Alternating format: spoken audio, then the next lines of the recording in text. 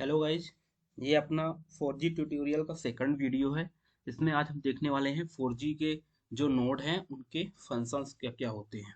ठीक है, तो सबसे पहले हम बात करते हैं इस आर्किटेक्चर के थ्रू। इनोडबी के फंक्शन देखेंगे, फिर एमएमई के देखेंगे, जैसे कि मतलब इनोडबी का क्या काम होते हैं, फिर एमएमई के क्या होते हैं, एचएसएस के क्या होते हैं, और पीसीआरएफ के क्या होते हैं। पीसीआरएफ एचएसएस ये डेटाबेस होता है। पीसीआरएफ ये पॉलिसी चार्जिंग रूल फंक्शन होता है, ये पॉलिसी लगाता है। तो इसके बारे में हम अभी जानेंगे। तो सबसे पहले देखते हैं इनोडबी के फंक्शंस के बारे में, जो आपको मैंने पहले भी बता रखा है। यूई और इनोडबी के बीच में यूयू इंटरफेस मतलब रेडियो इंटरफेस होता है। कोई डायरेक्ट कनेक्टिविटी नहीं होती, रेडियो इंटरफेस के थ्रू कम्युनिकेशन होता है। इनोडबी और एमएमई के बीच में ये डॉटेड लाइन है, मीन्स ये सिग्नलिंग का जो डॉटेड लाइन है उनके बीच में सिग्नलिंग होती है। और जो ये आपका ब्लू लाइन है, इसमें आपका डेटा फ्लो होता है। तो ठीक है, चलते हैं सबसे पहले इनोडबी के फंक्शन देखते हैं। तो ये अपन आगे सबसे पहले देखते हैं, इसी तरह जैसे कि हमने आपको बताया कि H S S P C R F, इसी तरह से ये सर एस गेटवे हो गया, पी गेटवे हो गया। ऐसे ही हमारे ओ सी एस है, ओ एफ सी है, एस आर पी है, पी सी आर एफ में ये सारे नोड हैं। इनके बारे में आगे हम आने वाले टाइम में सब डिटेल में पढ़ेंगे, क्या होता है, इनका क्या रूल होता है। मतलब मैं सारे नोड को वन टू वन आपको समझा दूंगा, ज़्यादा याद रखने की ज़रूरत नहीं है आपको। बेसिक बेसिक आप समझ जाओगे तो आपको इजीली अंडरस्टैंड हो जाएगा। तो देखते हैं इनोडबी के फंक्शंस क्या होते हैं। तो इनोडबी का फंक्शन देखो आप, इसका स्क्रीनशॉट भी ले लो आप, बाकी मैं ओवरव्यू समझा देता हूँ। कि देखो आप, रेडियो रिसोर्स मैनेजमेंट मतलब जो रेडियो रिसोर्स मैनेजमेंट इनोडबी ही करता सारे। रेडियो बियरर कंट्रोल मतलब कि रेडियो के थ्रू कितने बियरर होंगे, उसके कंट्रोल का पूरा इनोडबी ही करता है। रेडियो एडमिनिस्ट्रेशन, एडमिशन मीन्स उसमें न्यू एडमिशंस जो भी होंगे उसका भी यही कंट्रोल करता है इनोडबी। उसके बाद connectivity, connection mobility control, connection mobility control का भी फंक्शन है। Dynamic allocation, routing, user plane data, L T साई गेटवे, इसमें से आप कुछ इसके जो फंक्शन है याद रखो आप, और बाकी सारे फंक्शन याद रखने की जरूरत नहीं है आपको।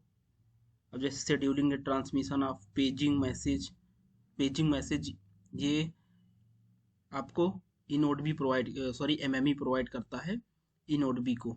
और पेजिंग होता क्या है वो आगे हम डीप में सारी चीज़ें बताएंगे। बस आप दो चार पॉइंट इसके फंक्शंस में याद रखो कि रेडियो रिसोर्स मैनेजमेंट काम करता है, रेडियो बियरर कंट्रोल करता है, एडमिशन करता है, रेडियो कनेक्शन मोबिलिटी का कंट्रोल करता है, और selection of MME eight LTE मतलब आपको जैसे हमने कॉल लगाया और कॉल गया इनोडबी से, तो इनोडबी के बाद में कौन सी एमएमई में लैच होना है वो इनोडबी ही डिसाइड करता है।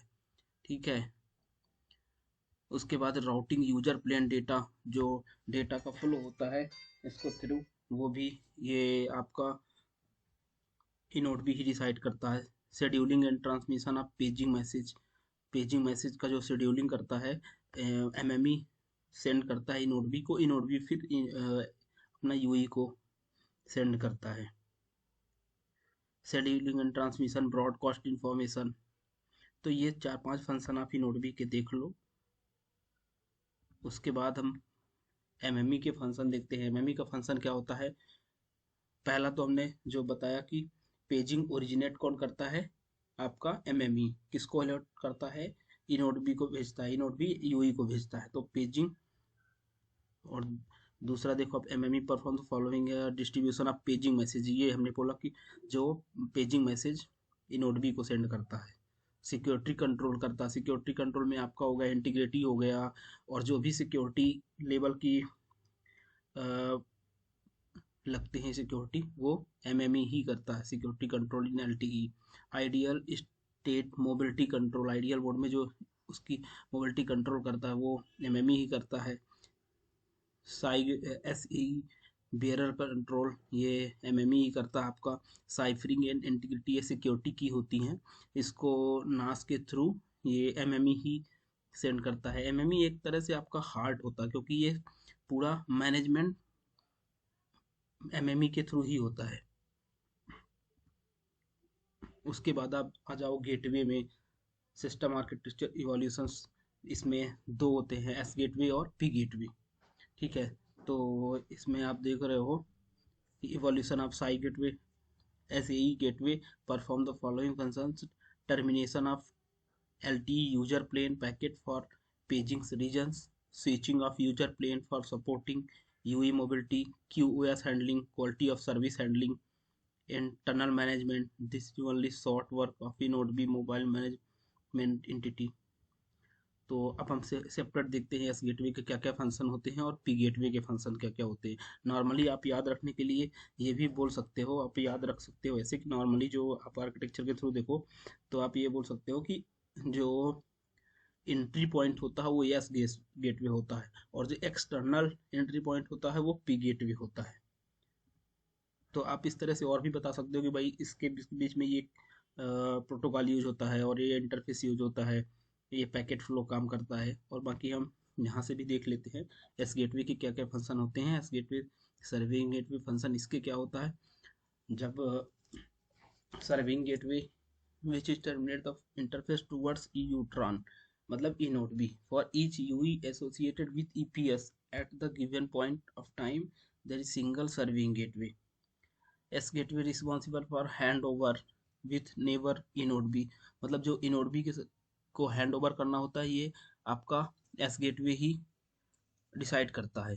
एक तरह से एंकर पॉइंट होता है, the local mobility anchor point inter eNode B handover. तो इसके कुछ इम्पोर्टेंट जो दो चार फंक्शन है वो याद रखो आप, जैसे पैकेट राउटिंग एंड फॉरवर्डिंग का काम एस गेटवे ही करता है। Transport level packet marking in uplink and downlink. ठीक है, अब ये पी गेटवे के फंक्शन देखते हैं। पी गेटवे के फंक्शन क्या होता है, सबसे पहला फंक्शन तो आप याद रखो कि पी गेटवे जो यूई को आईपी एलोकेट करता है वो पी गेटवे ही करता है। ऐसे ही जैसे एक मैंने ये बता दिया पी गेटवे को आईपी एलोकेट करना, ऐसे ही दो चार आप याद रखो। पर user based packet filtering, deep packet inspection, ये आपका पी गेटवे ही करता है। UE IP address allocation, UE को जो आईपी एलोकेट करता है वो आपका पी गेटवे ही करता है। Transport level packet marking in the uplink and downlink. आगे भी इसके कई फंक्शंस हैं। UL and DL service level gating control as defined, ये टेक्निकल स्पेसिफिकेशन आप 3GPP का है। उसके बाद में पैकेट स्क्रीनिंग का काम करता है अपना। बेयरर बाइंडिंग वेरिफिकेशन इसका भी काम करता है। फंक्शनलिटी एज डिफाइंड, ये RFCI आपका टेक्निकल स्पेसिफिकेशन है। तो इस तरह से ये पी गेटवे के फंक्शन है, आप स्क्रीनशॉट लेके आप बाकी पढ़ लेना। उसके बाद दूसरा इक्विपमेंट है आपका नोड है आपका EIR। ये होता है आप इक्विपमेंट आइडेंटिटी रजिस्टर, मतलब इसके थ्रू मोबाइल जब रजिस्टर्ड कॉल इस्टेब्लिश करता है, रजिस्टर्ड होता है नेटवर्क में, तो ये आपका ये क्लियर करता है कि ये EIR एक तरह से डेटाबेस होता है। ये क्लियर करता है कि ये वाइट लिस्ट है, ग्रे लिस्ट है, किस टाइप का ये मोबाइल यूजर है। वो EIR डेटाबेस है, वो क्लियर करता है कि ये यूजर वाइट लिस्ट है, ग्रे लिस्ट है, EMI के बेस्ड में। ठीक है, उसके बाद ये कि समरी है, आपको पढ़ने के लिए आप पढ़ सकते हो कि ये policy and charging control PCC function. मैं ओवरव्यू ये आप पढ़ लेना, बट मैं ये डायग्राम के थ्रू आपको बता देता हूँ कि जैसे आपका जो सिग्नल फ्लो होता है eNode B to MME, MME to HSS, HSS क्या करता है आपका ये आपका डेटाबेस होता है होम सब्सक्राइबर सर्वर। ये सब्सक्राइबर की प्रोफाइल बताता है। ठीक है, उसके बाद एस गेटवे में आता है आगे बाद आपका ये DPI होता है ये डीप पैकेट इंस्पेक्शन। इसके थ्रू OFC और OCS कनेक्टेड होते हैं। और OCS होता है आपका ऑनलाइन चार्जिंग सिस्टम। जैसे कि मैं एग्जांपल के थ्रू बता दूं आपको कि जैसे सपोज आपको आप प्रीपेड यूजर हो तो आपके में जो पॉलिसी लगाने का काम करता है वो ओसीएस करता है। ओसीएस वो डिसाइड मतलब पॉलिसी लगाता है कि आपको कितना डेटा आपके लिए यूज करना है, जितना आपका सब्सक्रिप्शन होगा उसके बेस में। और ओएफसी क्या होता है, ऑफलाइन चार्जिंग, मतलब ये पोस्ट पेड यूजर को पॉलिसी लगाता है, ठीक है। और उसके बाद में आप पी गेटवे का तो हमने देख ही लिया। और ये आपका आगे आप जाओगे तो ये आईएमएस का कनेक्टिविटी है, P C S C F I C S C F, ये सारे आपको पढ़ने की जरूरत नहीं है, तो ये बेसिक बेसिक आप पढ़ लो। बाकी P C R F in L T network, P C R F के फंक्शन भी यहाँ पे दे रखा है। पी सी आर एफ होता क्या, आपका वही policy and charging role function. मतलब आपको मैं प्रैक्टिकली बता दूं तो होता क्या है कि जो नेटवर्क में पॉलिसी लगाता है, तो मतलब कि यूजर को कितना डेटा एलोकेट करना है, वो सब ये पीसीआरएफ का काम होता है। आप यहाँ से पढ़ भी सकते हो, आप स्क्रीनशॉट लेके आप पढ़ लेना। Policy control charging rule function responsible for policy control decision making as well as for controlling the flow based charging functionalities. उसके बाद में पीसीआरएफ का के पार्ट होते हैं, नेटवर्क कंट्रोल होता है, क्यूएस बेस्ड आप quality of service, PCC rule होता है, getting control, support and emergency services, ये इसके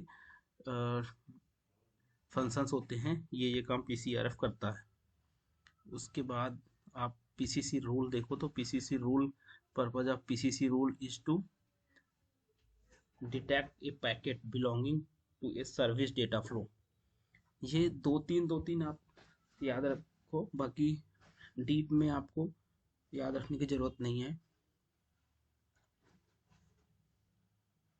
अब देखो, अब जैसे पीसीसी के जो पैरामीटर्स होते हैं वो क्या क्या होते हैं पीसीसी रूल के, तो ये रूल नेम उसमें होगा, सर्विस आइडेंटिफायर होगा, सर्विस डेटा फ्लो फिल्टर होगा, गेट स्टेटस होगा, क्यूओएस पैरामीटर होगा, क्वालिटी ऑफ सर्विस। इसके बाद नेक्स्ट जाते हैं हम, तो ये आपका ये तो बियरर का पार्ट आ जाता है। Traffic service flow filter shall be used, select the traffic for which rule applies, means कौन सा रूल अप्लाई करना है उस पर, वो यही क्वालिटी ऑफ सर्विस के बिहाफ में होता है। ये आपका बेयरर्स होते हैं, जीबीआर नॉन जीबीआर। जीबीआर का बता दूं आपको कि ये गारंटेड बिट रेट होता है, मतलब कि ये गारंटी देता है आपको कि इतने की स्पीड मिलनी ही चाहिए। रियल टाइम ट्रांस सर्विस होती है, मतलब जैसे आप वॉइस कॉल कर रहे हो तो उसमें आपका पैकेट जो है वो डिले नहीं होना चाहिए। ऐसे वीडियो कॉल में तो ये जीबीआर के में आते हैं। और नॉन जीबीआर में होते हैं, जैसे कि आपको डाउनलोड डेटा करना है, ये आप देख सकते हो, download email and internet browsing, ये होते हैं नॉन जीबीआर। मतलब इसमें ये फिक्स है नहीं है कि मतलब 40 Mbps कंटिन्यू स्पीड मिलेगी, हो सकता है आपको 30, फिर 35, 40, तो इसमें